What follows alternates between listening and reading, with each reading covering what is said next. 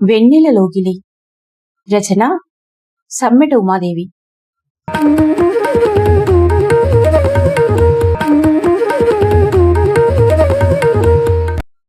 హసన్ కుటుంబం గుర్తుకొచ్చిన ప్రతిసారి రాజు, జయ ఈసారి నుండి ఇల్లు ఎవరికి అద్దెకిచ్చినా సరే వాళ్లతో ఎటువంటి అనుబంధాలు పెట్టుకోకూడదు అనుకునేవారు. రంజాన్ మాసం వచ్చింది. బజార్లో ఖర్జూరాలు, సేమియాలు విరివిగా అమ్ముతున్నారు. చెప్పుల షాపుల్లోనూ, బట్టల షాపుల్లోనూ ముసల్మాన్ల హడావిడి బాగా కనబడుతున్నది. ఆ సాయంత్రం వాకిట్లో కూర్చొని హసన్ మాముంటే బోరెడని ఖర్జూరాలు తెచ్చేవాడు అని రాధ అన్నది. అవును, నన్ను, ఇమ్రాన్ను, ఆసిఫ్ని హలీం తింటానికి తీసుకెళ్లేవాడు రమణ అన్నాడు. అందరం ఒకింటి మనుషుల్లా ఎంత బాగుండేవాళ్ళమో ఇప్పుడెక్కడున్నారో ఏమిటో జయ బాధపడింది. ఎంతసేపు మనం వాళ్ళని గుర్తు చేసుకోవడమే గాని వాళ్ళకి మనం గుర్తుండద్దు కోపంగా అన్నాడు రాజు. అతని కోపంలో వాళ్ల పట్ల ఉన్న అభిమానం తెలుస్తోంది.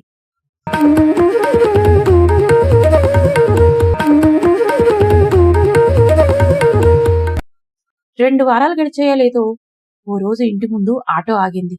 ఎవరా అని చూస్తుండగా తెల్లని చీరలో పసినవ్వులు నవ్వుతో ఓ ముసలావిడ దిగింది. ఆమెను చూసి అందరూ సంభ్రమాశ్చర్యాల్లో మునిగిపోయారు. తేరుకుని ఎదురెళ్ళి, ఏంటి దాదిమా ఇట్లా హఠాత్తుగా వచ్చావు అని అడిగారు. మేరే చోటీ బచ్చే బహుత్ బద్మాష్ హై, నేనక్కడ ఉండను, హసన్ కా పాస్ ఉంటా అంటూ వచ్చి కుర్చీలో కూర్చుంది. హసన్ బేటా, ఓ హసన్ బేటా ఎదురావు అంటూ పిలవసాగింది. మాజీ, హసన్ ఇక్కడ ఉండడం లేదు కదా, అతనికి కరీంనగర్ బదిలీ అయింది, వాళ్ళు ఈ ఇల్లు ఖాళీ చేసి వెళ్ళిపోయారు కదా అని ఆమెకి ఎంత చెప్పినా అర్థం కావడం లేదు. పైగా ముజే సమజ్ గై, ఓ లోగ్ దర్గా గయేనా, జయమ్మ జర చాయ్ పిలావ్ అన్నది. ఆమెకు రాను రాను వయసు పెరిగి ఏదీ గుర్తుండడం లేదని, తన మతిమరుపుతో, మొండితనంతో ఒక్కోసారి తన తమ్ముణ్ణి, మరదల్ని చాలా ఇబ్బంది పెడుతున్నదని గతంలో హసన్ చెప్పడం గుర్తుకొచ్చింది. రాజు జయ వైపు తిరిగి, ఈమెకు ఇదివరకు తన పెద్ద కొడుకు ఉండేలిన ఇల్లు మాత్రం గుర్తుండడం చాలా మేలైంది, ఇంకెక్కడికన్నా వెళ్ళి ఉంటే ఏమైపోయేదో అన్నాడు ఆందోళనగా. మీ అన్న అసలు మనిషేనా? ఆ ఆఫర్ అని, ఈ ఆఫర్ అని సిమ్ములు మారుస్తూ ఉంటాడు, అతగాడికి ఫోనే కలవడం లేదు. రాజు చేతులూపుతూ హసన్ని తిట్టిపోశాడు. అలవాటైన మనుషులు, అలవాటైన ఇల్లే కదా. జయ పెట్టిన రొట్టెలు తిని హాయిగా పడుకున్నది దాదిమ. అవతల హసన్ తమ్ముడు వాళ్ళమ్మ ఎక్కడికెళ్ళిందోనని ఎంత కంగారు పడుతున్నాడో. ఎవరి ఫోన్ నెంబర్లు తన దగ్గర లేవు. ఎట్లా వాళ్ళకి సమాచారం ఇవ్వటం అర్థం కాలేదు రాజుకు. 2 రోజులు గడిచాయి. హసన్ కిదర్ హై, జరీనా ఏది, ఇమ్రాన్ ఎదురావ్ అంటూ దాదిమ అరుపులు, సనుగుడు ఎక్కువయ్యాయి. ఆమెను ఎలా సమాధానపరచాలో అర్థం కాలేదు వాళ్లకు. 3వ రోజు, ఏమయ్యోయ్, ఆ రోజు బందులప్పుడు జరీనా బాబు ఏడుస్తుంటే డిపోకి వెళ్లి వాళ్లతో ఫోన్లు చేయించి మరీ హసన్ బాయి ఆచూకు కనుక్కున్నారు కదా, ఇప్పుడు అలాగే కరీంనగర్ డిపోకి ఫోన్ చేయించి హసన్ అన్నయ్యకి కబుర్ చేయండి అన్నది జయ. నిజమే జయ అంటూ ఆ ప్రయత్నంలో పడ్డాడు రాజు. రమణ, రాధ చెట్టు కింద కూర్చున్నారు. ఇదివరకు ఆ లోగిలి ఎంత సందడిగా ఉండేదో గుర్తుకొచ్చి రాధ మనసు గతంలోకి పరుగులు తీసింది.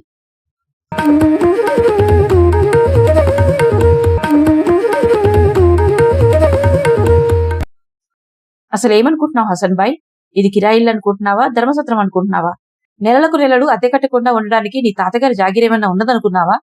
రౌద్రంగా అరుస్తున్నాడు రాజు. ఆ ఇస్తాన్లే, ఇవ్వకుండా ఎక్కడికైనా పారిపోతాననుకున్నావా? అదే స్థాయిలో హసన్ అరిచాడు. ఇంకా నా వల్ల కాదు, నాకు అవసరాలు లేవనుకున్నావా? నేను ఇవ్వవలసిన వాళ్ళు ఇలాగే ఆగుతారా?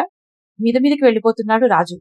వాళ్ళిద్దరు ఎక్కడ కొట్టుకుంటారో అని చుట్టుపక్కల వాళ్ళు చేరి ఉత్సాహంగా చూస్తున్నారు. ఆగు రాజుభయ్యా, మీరు బాత్ సునో, బతిమాలుతుంది హసన్ భార్య. ఏమిటమ్మా వినేది? ఏ నెల కా నెల కథలు చెప్తాడే గాని అద్దె కట్టాడు. రాజు చిందులు వేస్తున్నాడు. గొడవ చూడ్డానికి వచ్చిన పక్కింటి మల్లన్న వంక తిరిగి, అది కాదు మల్లన్న, 1 నెల 2 నెలలు అంటే నేను పట్టించుకోను, ఇప్పటికి 3 నెలలైంది, నేనేమన్నా కోటీశ్వరున్నా? నాకు మాత్రం ఇల్లు గడవద్దా? పిల్లలు పెద్దవాళ్ళు అవుతున్నా మేము ఉండలేక ఇల్లు అద్దెకిచ్చామా? ఈసారి వెనకింటి పార్వతి వంక తిరిగి అంతకంటే వేగంగా ఊగిపోతూ వెళ్ళాడు. అది కాదు పార్వతుదినా, 1 నెలంటే సరే, 3 నెలలు కిరాయి కట్టకుండా ఉండడానికి అసలు ఆ మనిషికి సిగ్గుండక్కర్లే? తినేది అన్నమేనా? అసలు మనిషేనా అని విసవిస చేతులూపుతూ పెద్దగా అరిచాడు. ఏ రాజు సాబ్, మాటలు మంచిగా రాని. మనిషివేనా? జాన్వర్ ఐసా మత్ బోలో. ఏక్ మహీనే టైరో. నువ్వు వద్దు, నీ ఇల్లు వద్దు. నెల రోజుల్లో ఖాళీ చేసేస్తాను. హసన్ అరుస్తున్నాడు. ఆ, ఖాళీ చెయ్యి. మనిషివైతే కిరాయి పూర్తిగా ఇచ్చి మరీ ఇల్లు ఖాళీ చెయ్యి. అదిగో మళ్ళా అట్లనే అంటావు. హసన్ రాజు మీదికి వెళ్ళాడు. ఏంటి కొడతావా? దా, నీకు ఇల్లు కిరాయికిచ్చి నీతో తన్నించుకోవడానికే కదా. రాజు విసురుగా వెళ్లి హసన్ మీద కలబడబోయాడు. చుట్టుపక్కల వాళ్ళు ఇద్దరికీ సర్ది చెప్తూ ఒకరు రాజును పట్టుకుని ఆపుతుంటే ఇంకొకరు హసన్ని పట్టుకుని ఆపుతున్నారు. మొత్తానికి ఓ అరగంటకు గొడవ సద్దుమణిగింది. ఎవరిళ్లకు వాళ్ళు మళ్లిపోయారు.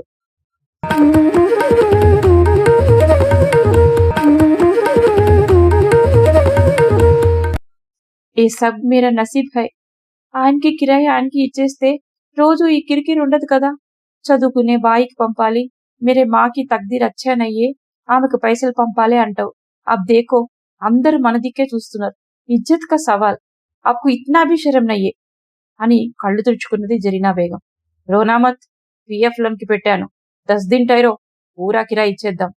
భార్యను సంధాయించాడు. ఈలోగా గొడవతుల నుండి రాజు, ఇగో ఇదే చెప్తున్నా జయమ్మ, భూబమ్మ అంటూ నువ్వు, బాబీ అంటూ ఆమె మాటలు మొదలు పెట్టారో నిన్ను కూడా తన్ని తరిమేస్తాను, జాగ్రత్త. భార్యను హెచ్చరించాడు. మామూ అంటూ మీరెళ్ళినా కూడా అంతే. కూతుర్ని కొడుకుని బెదిరించాడు. ఆ ఇంటి మీద కాకి ఈ ఇంటి మీద వాలడానికి వీలేదు, అర్థమైందా? గోడ దగ్గరికి వెళ్లి వాళ్ళు వినపడేలాగా గట్టిగా అరిచాడు రాజు. కువ్వానై, కుత్తాబీ నై చల్నా.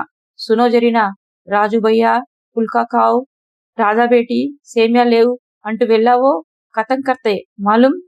అన్నా, బజ్జీలు తిను. మామూ, వడలు తెచ్చాను బోల్కే వాళ్ళొచ్చినా సచ్చినా నైలేనా. రాజు వినేలా గొంతు పెంచి గోడవతల నుంచి భార్యకు హుకుం జారీ చేశాడు హసన్.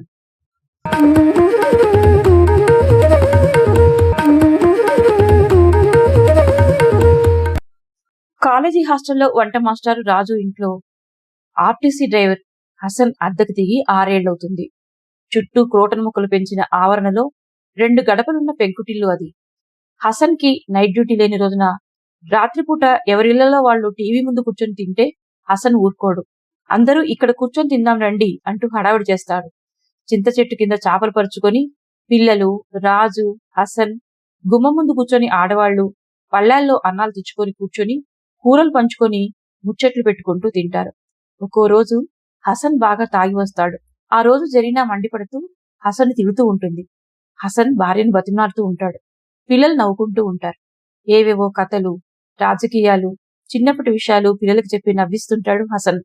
మామూ, నీ నుదుటి మీద ఆ మచ్చేమిటి అని అడిగితే ఉత్సాహంగా చెప్తుంటాడు. ఒకసారి ఏమైంది ఎరికేనా? ఎదురుగా పెద్ద ట్రక్కు మస్తు స్పీడ్ వస్తుండే. దాన్ని తప్పించుకోవడానికి బస్సుని పక్కకి లాగేసిన. ఎవరికీ ప్రాణహాని కలగకుండా 40 మంది ప్రయాణికుల్ని రక్షించాను. అప్పుడు నాకు తగిలిన దెబ్బ ఇది. ఒకంత గర్వంగా మరెంత తృప్తిగా చెప్తుంటాడు. పాత హిందీ సినిమాల్లో పాటలు పాడుతూ వచ్చాడంటే అందరికీ అర్థమైపోతుంటుంది అతను బాగా తాగి వచ్చాడని. ఆ సమయంలో అతను, దేకో రాజు సాబ్, బాయికి చదివించాలనా, అమ్మకు మందులు ఇప్పించాలనా, నా పిల్లలకి చదివించాలనా, చెల్లెలకి షాదీ బి చెయ్యాలనా, ఇవన్నీ ఏక్ హాత్ సే కిత్నా ముష్కిల్ మాలూం హై క్యా, చిన్న పిల్లాళ్లా చెప్పుకుంటుంటాడు. హసన్ మంచి జోష్లో ఉన్నప్పుడు చికెన్, మటన్ ఏది తెచ్చినా ఇద్దరికి కలిపి తెస్తాడు. బిర్యానీ చేయమని భార్యకు పురమాయిస్తాడు. అందరూ కలిసి తింటుండగా ఎప్పుడూ బీరకాయ పాలు పోసి వండనా, నూనె గోంగూర చేయనా అనడం కాదు. మా చెల్లెమ్మ చూడు, పులావ్ చేసినా, రోటీ చేసినా, బోటి వండినా అదిరిపోతుందనుకో అంటాడు రాజు. ఉగాదికో వరలక్ష్మి వ్రతానికో జయమ్మ చేసి పంపే పూర్ణాలు, భక్ష్యాలు అంతే ఇష్టంగా ఆత్రంగా తింటారు హసన్ కుటుంబ సభ్యులు. అప్పుడప్పుడు డ్యూటీపై వెళ్లి 3-4 రోజులు రావటం కుదరదు అనుకున్నప్పుడు హసన్ క్యారేజీ తీసుకెళ్లటానికి పులిహార జయ చేయాల్సిందే. ఇప్పుడు ఇద్దరిళ్లలోనూ పెద్దల గొడవలకు పిల్లలు భయంతో ముడుచుకుపోయి కూర్చున్నారు. పెరట్లో రహస్యంగా కలుసుకుని, మీతో ఇంకా జన్మలో మాట్లాడొద్దంటున్నాడు మా నాన్న అన్నాడు రమణ. బాత్ కరేతో కథం కర్తే అన్నాడు మా అబ్బా. సచ్ముచ్ గర్ ఖాళీ కర్నా హై క్యా? ఇమ్రాన్ అడిగాడు దిగులుగా. కోపం వచ్చినప్పుడల్లా మా నాన్న అట్లాగే అంటాడు. ఆ పైన ఆయన చల్లబడతాడు. మీరేం దిగులు పడకండి అన్నదే కాని రాధకు కూడా ఏడుపు వస్తున్నది.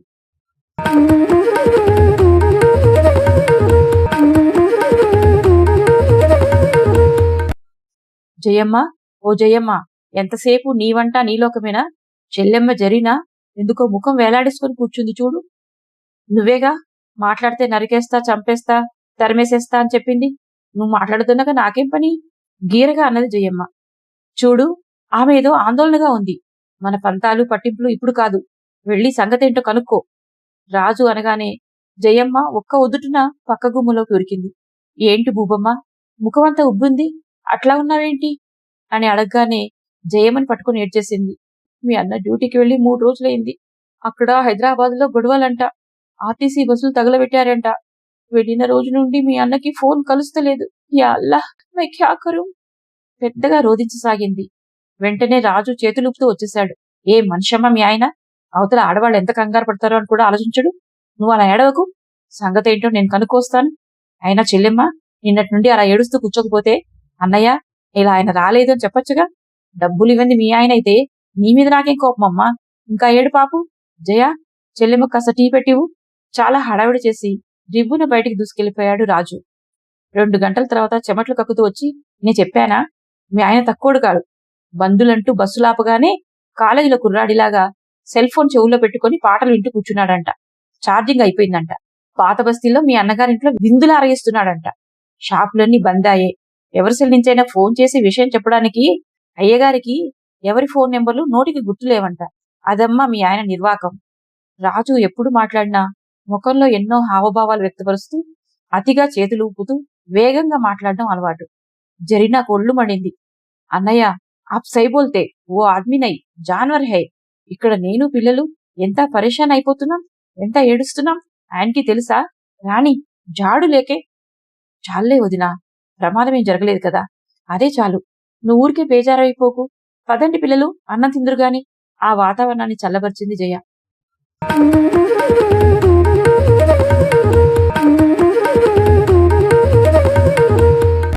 ఆసిఫ్ ఉన్నాడా అత్త?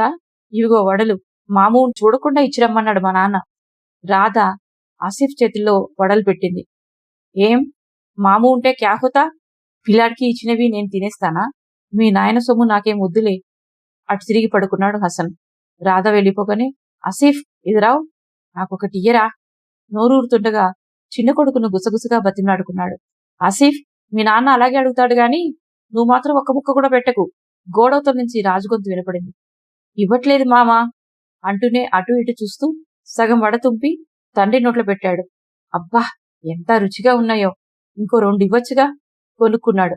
మామా, వడలు చాలా బాగున్నాయంటున్నాడు మా అబ్బా. హసన్ కొడుకు ఇమ్రాన్ అరిచాడు అల్లరిగా. ఒరే, చెప్పొద్దోనాను కదరా అన్నట్టు కోపంగా చూశాడు హసన్. ముసిముసి నవ్వులు నవ్వింది జరీనా. ఆ, బాగానే ఉంటాయి. అంతా బాగున్నాయనుకుంటే 10 రూపాయలు పంపి కొనుక్కొని తినమను. దొంగ తిండెందుకు? చేసిన వడలు క్యాన్లో సర్దుతూ గోడౌతుల నుండి అరిచాడు రాజు. దొంగ తిండి లేదు, ఏమీ లేదు. మా చెల్లెమ్మ చేత్తో ఏది చేసినా బాగుంటది. అందుకనే ఒక ముక్క రుచి చూసినా. కష్టమంతా మా చెల్లెమ్మది, బడాయి ఈయనగారిది హసన్ అన్నాడు. నాది కాదు బడాయి. ఇంటికి రా ఎగ్గొట్టి నేను చూడకుండా దొంగలా పడుకున్నారు చూడు, ఆయనది బడాయి అంటే అని చెప్పు చెల్లెమ్మ. రాజు గొంతు పెరిగిపోయింది. ఆజునైతో కల్, అసలుకి ఇవ్వకుండా ఉంటానా? ఇప్పుడే ఇద్దును, దోసవు తగ్గినాయి. ఒక్క మొత్తంగా ఇద్దామని ఆగినాను. అలాగా, ఏది ఇమ్మనుమను. ఓ 200 తగ్గినా పర్వాలేదు. ఎంతుంటే అంతే ఇమ్మనుమను. రయ్యన పక్కింటి గుమ్మ వైపుకు దూసుకుని వెళ్ళబోయాడు. బయటికి వెళ్లే ముందు ఇప్పుడు ఆ లడాయి ఎందుకు? గమ్ము నెలక. మిర్చి బజ్జీల క్యాను సైకిల్ కడుతూ కసిరింది జయ. నీకేం తెలిసే వెర్రి మొక్కమా, అవి కూడా తీసుకోకపోతే అవి కూడా తాగేస్తాడు. నేనేమన్నా ఊరికేనే తాగుతున్నానా? బస్సులు నడిపే నౌకరీ అంటే సెంటర్లో బజ్జీలు అమ్మడం కాదు. అందున నైట్ డ్యూటీ చేయడం అంటే ఏమనుకుంటున్నాడు చెల్లెమ్మ మీ ఆయన? పూరా రాత్ నిద్రపోకుండా అందరినీ క్షేమంగా చేర్చడం అంటే అంత ఆసాన్ కాదు. ఓ సోస్, మేము పడుతున్నాం కష్టం. రోజు 500 మంది కాలేజీ పిల్లలకు టీలు, టిఫిన్లు, వంట చేయడం అంటే ఏమిటనుకున్నావు? పోయి కాడ చూడాలి, మార్కెట్లో కూరలు కొనాలి, పిల్లలకు రుచిగా వండి పెట్టాలి. సాయంత్రం కూడా ఖాళీగా వండకుండా సెంటర్లో బజ్జీలు అమ్ముకుంటాను. మాకుందా నిద్ర? అవతల వాడికి బాకీ పెట్టకూడదన్న యావ ఉండాలి గాని గవర్నమెంట్ ఉద్యోగం చేసేవాడికే పద్ధతి లేకపోతే ఇంకెవరికుంటది? పగలన్నా కాసేపు పడుకోవడానికి ఆయన గారికి వీలవుతుంది. మాకు పగలు పనే, రాత్రి పొద్దుపోయేదాకా పనే. సర్లే, ఇది రోజు ఉండేదే గాని ఇక ఆ మాటలాపి బయలుళ్ళు. జయ మళ్ళీ కసిరింది. రోజు ఉండేదే అనుకుంటే కుదరదు.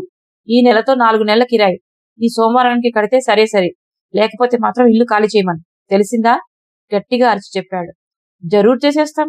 నీ బాకీ నీకు ఇచ్చేశాక ఇక ఉండమన్నా ఉండం. మట్టి రాలుతున్న పెంకులు, బోల్డ్లు ఊడిపోయిన తలుపులు, పెచ్చులు ఉడుతున్న గోడలు. ఈ ఇంద్రభవనంలో ఉండమన్నా ఉండం. ఒరే ఇమ్రాన్, మంచి ఇల్లు చూడరా అంటే గాడిదకేలాగా తిరుగుతావు. అవును మరి, వెనకటికి నీలాంటివాడే ఏరు దాటడానికి ఓడమల్లన్నా అని, ఏరు దాటేశాక బోడి మల్లన్నా అని అన్నాడట. విసురుగా వెళ్ళిపోయాడు రాజు. క్యా హోగై రాధా, ఇద్దరుద్దరు తిరుగుతున్నావు? మాము తను వెళ్ళిపోయాక మాముకిమ్మని ముందే నాన్న 4 వడలు గిన్నెలో పెట్టి వెళ్ళాడు. దుర్మార్గుడు, వేడెంతా పోయింది. ఆ ఇచ్చేదేదో ముందే ఇవ్వచ్చుగా. ఇగో బేగం, నువ్వు కూడా తిను ఇవ్వబోయాడు. ఏ అల్లా, బిల్కుల్ శరణ్యయే. విసురుగా అక్కడి నుంచి వెళ్ళిపోయింది ఆమె. హసన్ నవ్వుకుంటూ తినడం మొదలుపెట్టాడు.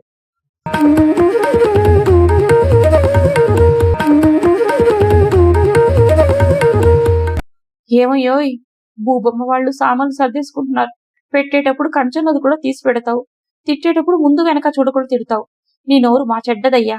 అద్దె గురించి కాదు, మంచికి చెడుకి మనకో తోడు ఉండాలని కిరాయికిచ్చానంటావు. అంతలోనే కచ్చగట్టినట్టు తిడతావు.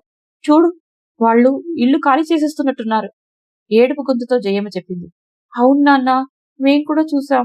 భూబొమ్మతో సామాన్లు సర్దుతున్నది, పిల్లలు విచారంగా చెప్పారు. అంతలోనే గుమ్మం దగ్గర అలికిడైంది. రాజు సాబ్, నీకు ఈ 3 నెలల కిరాయి ఇవ్వాలి. ఇదిగో లెక్క చూడు అంటూ హసన్ వచ్చాడు. 2 నెలల కరెంటు బిల్లు నువ్వే కట్టావు. మీ చెల్లెలకి 2 సార్లు పిల్లాడికి ఫీజు పైసలు సర్దావంట. నేను ఇంతకంటే ఏమి ఇచ్చుకోలేను. ఎవరిని ఆపినా ఆగరని తెలుసు. హరేక్ మైనే కిరాయి సరిగ్గా ఇవ్వకుండా నీకు చాలా బాధ పెట్టారని నాకు తెలుసు. ముజే మాఫ్ కర్నా. తల ఉంచుకున్నాడు.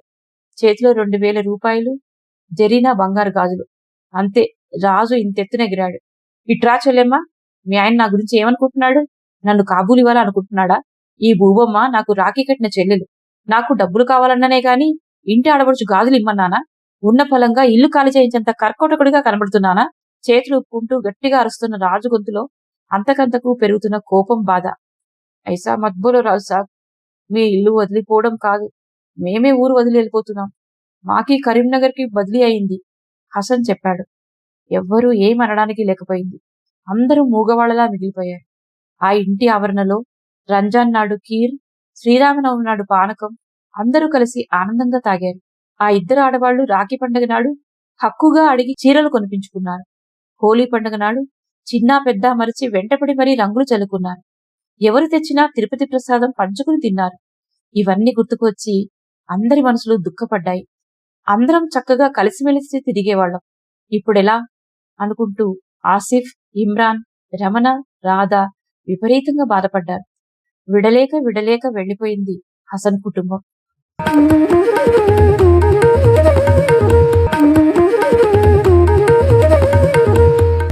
మధ్యలో 2 సార్లు తన తల్లిని చూస్తానికి ఇల్లెందుకు వెళ్లేటప్పుడు కొత్తగూడెంలో దిగి రాజు కుటుంబాన్ని కలిసి అందరికీ మిఠాయిలు తెచ్చిచ్చి కష్టసుఖాలు కలబోసుకుని వెళ్ళాడు హసన్. ఈ 2 ఏళ్ల నుండి రాకపోకలు లేవు. ఎక్కడ ఉన్నారో ఎట్లా ఉన్నారో అనుకుంటూ ఒకరినొకరు తలుచుకుంటుంటారు. ఇన్నాళ్లకు దాదిమా రాకతో ఈ విషయాలన్నీ గుర్తుకొచ్చాయి రాధకు. వెళ్లిన పని అయిపోయి నాన్న మాము వాళ్ళని త్వరగా తీసుకొస్తే బాగుండు. రాధ గుమ్మం వైపు చూస్తూ అనుకున్నది. రాజు కొత్తగూడెం డిపోకి వెళ్లి కరీంనగర్ డిపోకి ఫోన్ చేయించి హసన్ అక్కడ పనిచేస్తున్నట్టు గుర్తించాక మరో 2 రోజులకు కానీ రాజుకి హసన్ ఫోన్ కలవలేదు.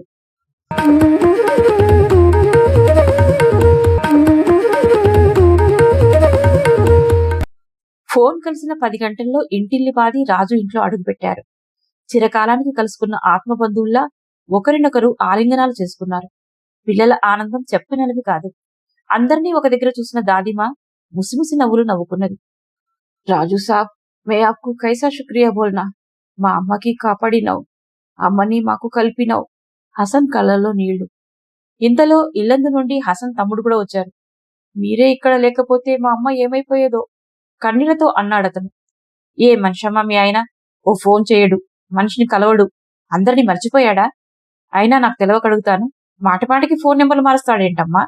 అప్పుడు వాళ్ళకు దొరకకూడదనా? రాజు యథాప్రకారం తిట్లు మొదలుపెట్టాడు. తిట్టు భయ్యా తిట్టు. నువ్వు ఆయన ఇట్లా తిట్టుతుంటే నాకు పండగ. ఇట్లా నీలాగా ఆయన తిట్టేవాళ్లే లేరు. జరీనా మనస్ఫూర్తిగా అన్నది. ఆ అన్నకి చెల్లికి ఎప్పుడుకి నా మీద పడటమే పని కదా, హసన్ అన్నాడు. ఫిరాయే బహార్ చెల్లెమ్మ, నీ చేత పులిహార తిని ఎన్ని రోజులైందో. ఏం కావాలో చెప్పు, తెచ్చేస్తాను అన్నాడు. చెట్టు కింద మంచం మీద కూర్చున్న దాదిమా దగ్గరకు రాజు విసవిస నడిచి వెళ్లి చేతులూపుతూ, అయినా మాజీ, ఈ హసనై మనిషి అమ్మా, మా అమ్మ అంటాడు. ఆయనేనా నీ కొడుకు? నేను నీ కొడుకును కానా? గట్టిగా అరుస్తూ అడుగుతున్నాడు. అందరూ నవ్వుకున్నారు. ఓ ఐసిచ్ బోల్తే బేటా, నువ్వు నాకు కొడుకు కన్నా ఎక్కువ. ఇదరావు బేటా. రాజు చేతులు పట్టుకొని తన పక్కనే కూర్చోబెట్టుకుంది దాదిమా. దాదిమా, నీకు మాత్రం చాలా థ్యాంక్స్. నువ్వే మా అందరినీ మళ్ళీ కలిపావు అంటూ వెన్నెల లోగిల్లో పిల్లలంతా ఆమె చుట్టూ చేరారు.